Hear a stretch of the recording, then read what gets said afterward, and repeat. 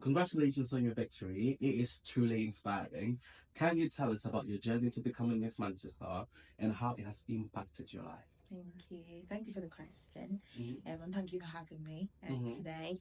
So as Miss Manchester, so tell you about my journey. So yeah, I did compete for Miss Manchester at some point, but no, Miss to go to Miss England, sorry. Mm-hmm. I competed as Miss Liverpool first. This was the same year that I was doing Miss Uganda UK. Mm-hmm. I came first runner up for that, Mm-hmm. which was really surprising. I'd never done Miss England before or anything like that, but I took it as a chance to kind of practice for Miss Uganda because at the time Miss Uganda was like the bigger pageant for us and my community and the Ugandan people and stuff like that. Mm-hmm. So obviously we went ahead, we did Miss Uganda, won that, and then I was like, you know what, I want to try it again. Let's go for Miss England again, because why not? Miss World is the competition to go to because obviously that's the journey to Miss World. Yeah. So and that's how I got to become Miss Manchester. Thank God. And then how has it impacted my life? Again, it hasn't impacted my life in a way that, oh my God, I'm like a celebrity now. Do you know what I mean? But I think it's because the responsibilities have stayed the same. The goal has stayed the same.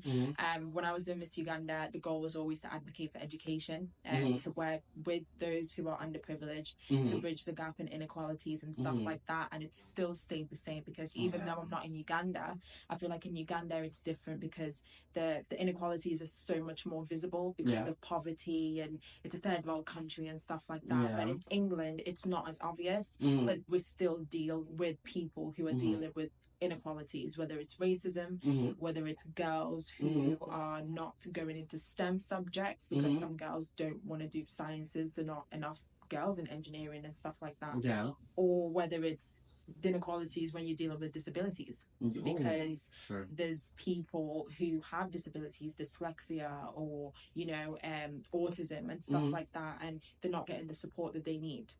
Or sometimes people aren't able to recognize when somebody has a disability, so therefore they're not able to support them in the best way.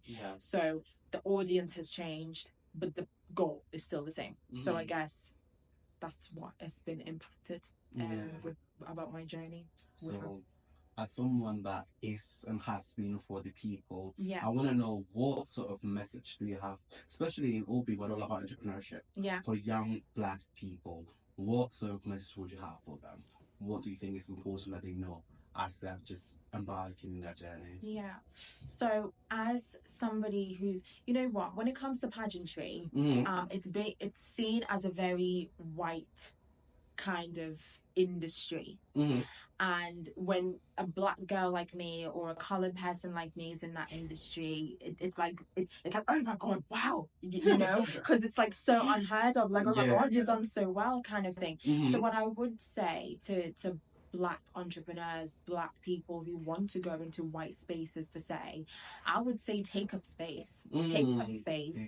Have confidence to go into those positions and belong. Act like you belong. Because there's one thing going in a space, but then you're not really gonna do something as effective as somebody who would if they actually believe that they belong there, kind of thing. And that's what I was advocating for when I went to Uganda. Those are the soft skills. It's not your grades that get you where you need to go. It's the other soft skills, whether it's your confidence, whether it's your public speaking, whether it's your critical thinking. These are the things that bridge that gap between successful people and those that live either an average life or people that don't excel as well in life. It's having that soft skill to be able to adapt and maneuver your way into whatever industry you're in. So take up space, be confident, and act like you belong when you get there. Act like you belong. I love that. So on the topic of belonging, how do you feel about the importance of community?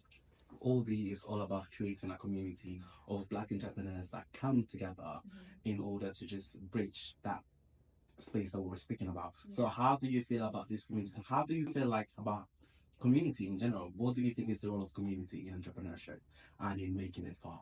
I think it's beautiful. I think especially for the Black people, community is what builds us. Like I feel like when you come to England and Western countries, it's a very individualistic country. It's a very individualistic kind of atmosphere and aura. Whereas when you're from Africa or just Black people in general, we've been built on community. We've grew up on that. We thrive when we stick together.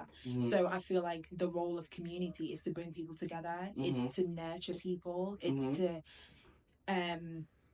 just grow people in general and give them that sense of comfort, that comfort net that they need when they're going out in the world. And I think it's super important, especially when it comes to entrepreneurs, because you need your people to build your business before the other big brands get to see you, you know, and that's what happens in the Black community, you know. So the role of community is to nurture and to grow. Yeah, I love that. And in what ways do you think that beauty pageants can serve as a platform for promoting diversity, inclusion, and representation? You know what? When it comes to pageantry and beauty pageants in general, I feel like most people have this misconceptions about them. It's like, oh, you're just dressing up, you're just looking beautiful, and that's all you're there to do. But when it my experience in pageantry specifically, but also what pageantry is actually about, it's about advocacy, and it's about building somebody in terms of, because many people do it for so many different reasons. My reason is it gives me a platform to reach a wider audience when it comes to charity work and helping people, and it gives me that accessibility to be able to do that. Not to say you can't do any charity work when you don't have that platform, but it really does open doors for you in terms of things happen quicker. For some people, they do it for confidence. Like when you go out there, it's not as easy for you to be out there standing in front of people, talk about whatever you're passionate about and stuff like that. Some people literally crumble under that type of pressure. For some people, they literally just do it to work on their confidence, right?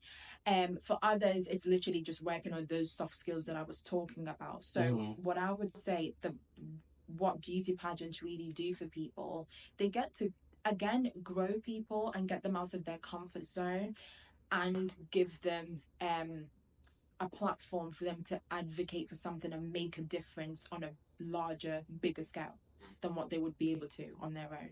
That's so nice. And with this platform that you have now as Miss Manchester, what are you planning on doing? How are you planning on supporting people, especially young Black people and young Black girls that maybe looking up to you now to get into spaces like pageantry, and young Black entrepreneurs that are looking at you as someone that has made it in like a really wide dominated space? What is your message to them? What, I know we've spoken already about like taking up space and being confident and acting like you belong, but what is your actual message to the people that are now coming in and are really just trying their best and are just feeling like, oh, it is too much and I am too new and I don't know how to navigate?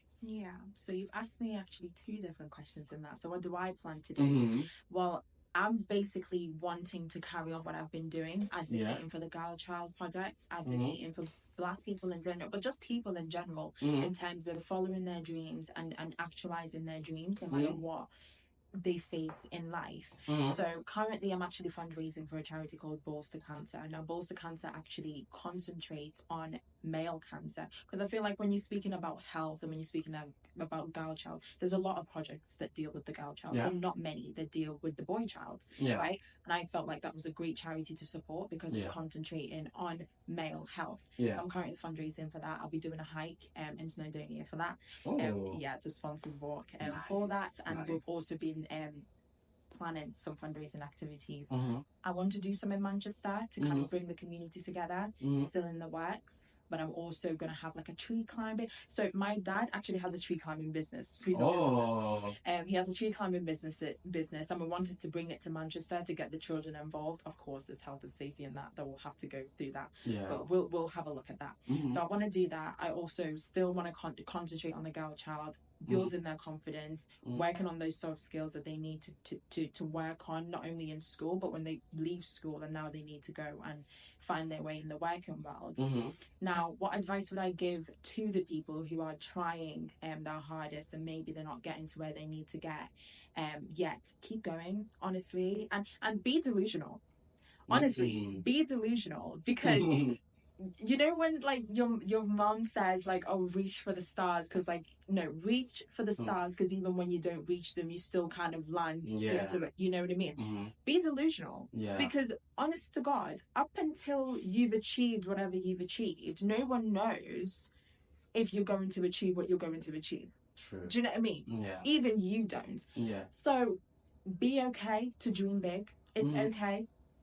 And find people who are going to help you get to where you need to get. I think they call them destiny helpers in Christianity. Yeah. Find your destiny helper, because you're not always going to do things by yourself. And I feel like, especially for entrepreneurs, whether it's black or white, I feel like you always feel like you've got this business idea, you need to do it on your own because you have the vision and stuff like that. No, ask for help. It's okay.